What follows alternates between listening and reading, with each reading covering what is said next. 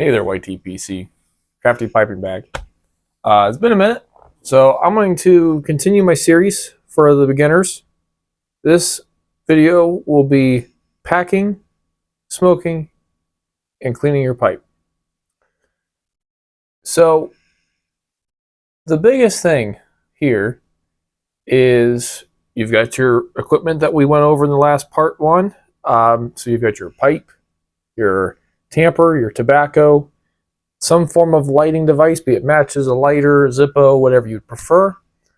And you're ready to start smoking. So first thing you need to do is get your tobacco. So as I recommended in my first video, I always recommend people start off with a Codger blend. They don't burn hot, they burn relatively cool, in my opinion, as well as they burn evenly. So when you have a new pipe, you want to build your cake evenly. So these are, I find, great blends to start off with. So you've got your pipe, get your tobacco together. Let's go down to the table and I'll show you how I pack my pipes. I would do this for all different various sizes of pipe. So you can get your pipe and let's go down and I'll show you how I pack my pipe. All right, so we've got our pipe, empty pipe. We've got our, I feel, one of the best beginner tobaccos, Prince Albert here. I like it because it burns nice and even. And it does not burn hot, so you're not likely to burn out your new bowl. So to start packing your pipe, it's pretty simple. I like to use the 3-ish pinch method. At least that's what I feel that it should be considered. So what I'll do is I will take roughly a pinch of tobacco and I will just fill my pipe bowl up. So just so it's about even with the top of the bowl, regardless of pipe size. And then real lightly with my finger, I will push down. So kind of like you are shaking hands with a baby. That's what some people say. So then once I have that, and it usually gets down to about halfway, depending on the pipe. This one here, about half. Hold on one second. So then once I do that, I will take and do the same thing. So I'll grab another smaller, maybe a smaller pinch. I just kind of gravity fill till it's about halfway up the, or fills the pipe again. And this time I'll push down a little bit harder, as if you're shaking hands with a woman. So now you could probably let that go. You know, it's still got a lot of spring to it. If I wanted to really cram it down, I could. But now I'll take that third small pinch and I will just top off the bowl. Now this time you're going to push down like you're shaking hands with a man. So you're going to push down a little bit further to get that nice even compaction all the way through your pipe. So now your pipe is fully packed up to just below the rim. So this is ready to smoke. All right, guys, we're going to go back up top and kind of go over some smoking technique. All right, so we're back. Got our pipes packed. This here is my recently cleaned up estate pipe that I'm currently breaking in. It is a Cellini Bulldog. Came out really nice. Real nice wood grain finish. Got a little bit of bird's eye, a little bit of flame grain in it. Then this side here, we got, it's real nice. It'll clean it up real good. Either way. So, got our pipes packed, ready. First thing you want to do before you light it is check the draw. So the way I look at it, the way I prefer it, I should say, it should not feel like you're sucking a milkshake through a straw. It should feel slight restriction, but it should be smooth. So I liken it to maybe taking a drink of water or soda through a straw rather than a milkshake, something thick. You want it to have a little bit of a restriction, but nothing too bad. So this is drawn perfect. So next, I follow the 2 light method. So the first light is your false light. The next light is your true light. That's the one you actually get to smoke your pipe.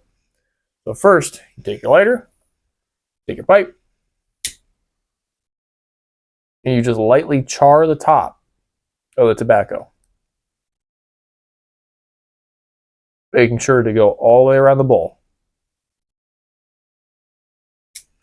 Now, with Prince Albert, I could probably just start smoking it now. It burns very easily without bite.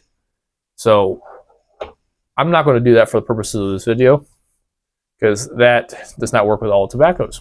So now that I have a nice even char of the top layer, I will take my tamper and lightly, I'm just holding the tamper and I'm using the weight of the tamper to do the work. When you tamp, you're not jamming it into your pipe to force the tobacco down. You're using the weight of your tamper. Now, if you're using like the aluminum pipe nails, you lose a little bit of force because they're light. But if you're using a heavier tamper like this Rogers pipe knife or whatever you have, you just want to use the weight of the tamper just to even out your tobacco on top. So then I like to just kind of clean the top off. And now you see we are below the rim and everything's nice and flush. So that was what is called the false light. So right now, it will not smoke. So then we'll take our lighter or matches, whatever you have, and we'll go ahead and do our true light, which is once we light it, we'll go all the way around, get a nice cherry on top form, and then we can start smoking our pipes. So we'll take our lighter. And you see I'm not pushing the flame in, holding it above and drawing the flame to the pipe.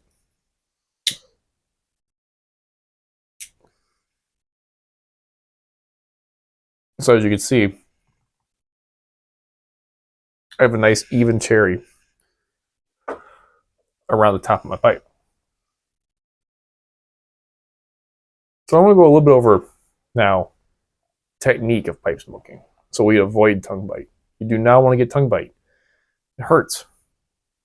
We want pipe smoking to be enjoyable. So take your time. Slow down. Don't rush it.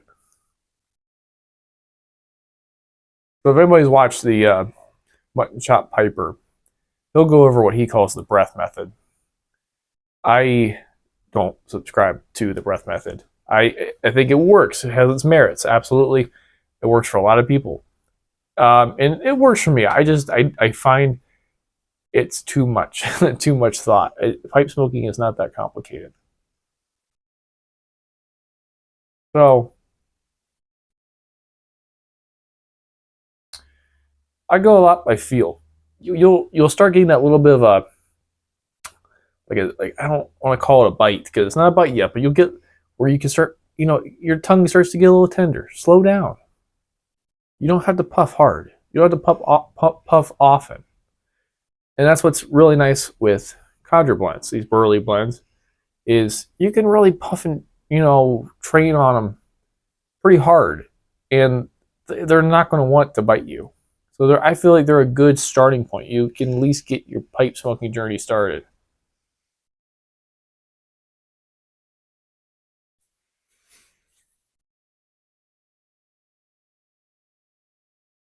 So you see, my pipe's going out. So I'm talking. That's perfectly okay. Relighting it is part of the pipe smoking journey. So as you see, I just lightly was tamping my pipe down. And you don't have to tamp often if you're just, sitting there puffing away. I find that you'll see that the smoke starts dwindling off once you get the ember to travel down. So then you'll take your tamper and just real light, push it back down, and it'll get going again. So what I do for my cadence for smoking is I don't think that blowing through the pipe helps. So that's what Mutton Chop does. Mutton Chop likes to breathe through the pipe. And I find when I do that, at least, I get a lot of dottle, which is unburnt tobacco at the bottom, because it just, all the moisture from my breath goes through the pipe, and that bottom layer of tobacco just never gets burnt through. And that kind of irks me.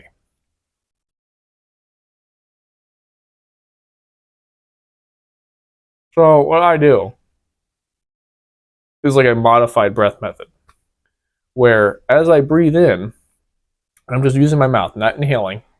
I just open my mouth. So I'm drawing air through the pipe.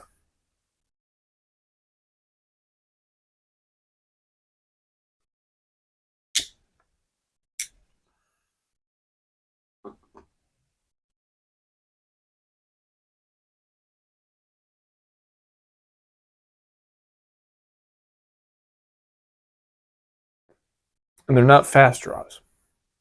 They're slow, smooth draws. And I'm going by the feel of the pipe. If the pipe starts getting too hot to where it's too hot to hold, stop. Put the pipe down. Let it cool off. And then pick it back up and finish once the pipes cool down. We don't want to burn out our pipes.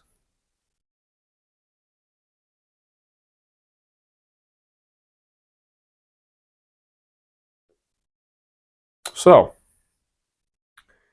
I just puff as my body allows me. If you start getting a little bit of a tinge or any kind of discomfort in the mouth, slow down.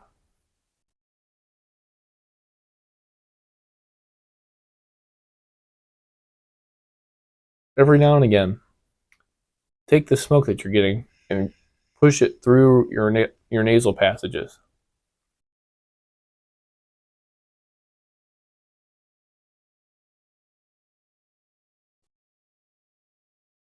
And I find that really helps bring out the flavors from every tobacco blend. I haven't had one that it didn't improve. It gets a little spicy with some Perique blends, but with these Cadre blends, pretty simple. Nutty, earthy, and that's kind of it. They're simple. That's what I like about them. But no bite.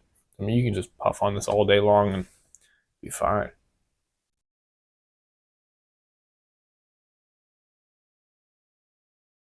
So like I said, if you start getting some discomfort, slow down.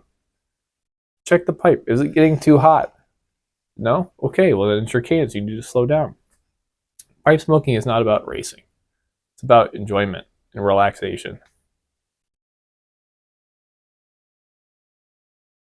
So I think we're going to go over cleaning your pipe in the next part of this. I know I said earlier that we were going to do it all in one. We're going to do this in cleaning the pipe in a second video. But what I like to do, at least, this is for you new guys. If you have a new pipe that you just got and you're using it for your first pipe, which congratulations. As a note, you want to try to burn the tobacco all the way through with your new pipe to help build an even layer of what's called cake, which is carbon buildup from smoking tobacco in your pipe. Now, do not force it at the bottom of the bowl. If you started off with like an aromatic, or even sometimes Prince Albert can do this, you'll get dottle, which is, like I said, is unburnt wet tobacco at the bottom of your bowl. And if you sit there with your soft flame lighter, not a torch lighter, soft flame lighter, and you keep trying to light that bottom to that dottle, and you keep trying to light that dottle, two things are going to happen. One, you're going to get tongue bite, and it's going to hurt because that flame is getting so low in the bowl, it's getting all that hot air is getting sucked back through the mouthpiece straight to your mouth. The next thing that's going to happen is you're going to burn your draft hole, and you're going to slowly erode your draft hole, which is the hole at the bottom of the bowl that allows smoke to travel through the stem. And you can damage your pipe by trying to force it. So if you go and try to relight, and it's just, man, I can't keep it lit. Every 5 seconds, this thing's going out. I'm relighting and relighting. Stop. Dump it. Don't force it, because you're just going to end up hurting yourself and hurting your pipe. It should not be a struggle to smoke a pipe.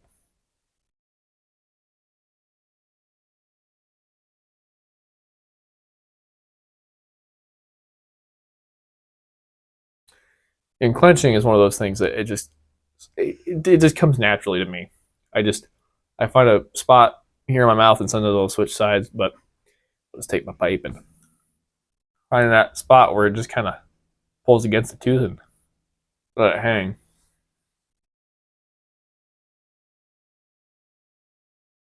Good stuff. All right, guys. I'm not going to sit here and make you watch me smoke my pipe any longer. So I hope this helps somebody out here. If anybody has any tips or tricks or any constructive criticism of my techniques, please let me know down below. All right, guys. Cheers.